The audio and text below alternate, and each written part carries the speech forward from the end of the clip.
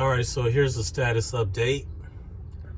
Laying here under the van trying to figure out what the best alternative is. So what I did was I went on ahead and loosened the bolts, and I brought down first that disc right there, which is supposed to bolt to there, but obviously it can't because the bolt sheared off somehow.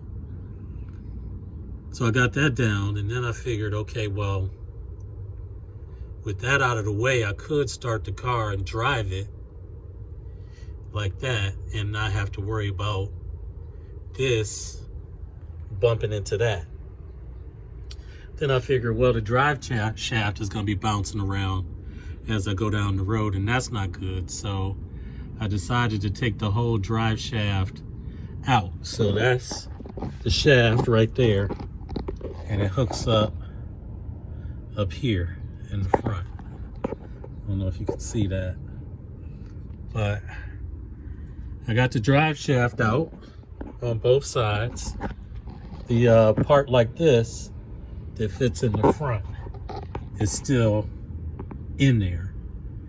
And so to put all of this back together, I would probably have to go through normal measures, which is remove a bunch of this stuff to be able to get back in there, or at least, you know, have some different tools. But that's where I'm at right now. I just wanted to see how far I could get and what I could do underneath here. Now, as it is right now, I could drive it. The only problem is the battery's not going to get charged, and it's going to die pretty soon. And that's a pretty good battery. You know, I would probably ruin it trying to drive it and run it all the way out of juice and then try to charge it back up. You know, car batteries don't work like that. Deep cycle marine batteries do, but not batteries like the ones that go in a car. So at least I can start it up and move it without really any concern. But I'm sure I can't drive it, you know, 20 miles the way it is. Maybe. If I do, I'll probably ruin the battery. And if that's all I lose in this situation, then that will be fine. But again, the situation means that I need to get either get that harmonic balancer off so that I can get those bolts out. And you know, the one that was sticking out enough for me to grab onto, it actually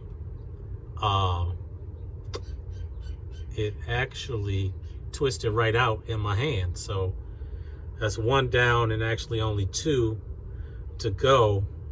If I had any reason to believe that those other two would, you know, twist out, maybe I'll grab a screwdriver and see if I can't just work them out right here. If that's the case, then I might be able to put this all back together, because I did bring some extra bolts.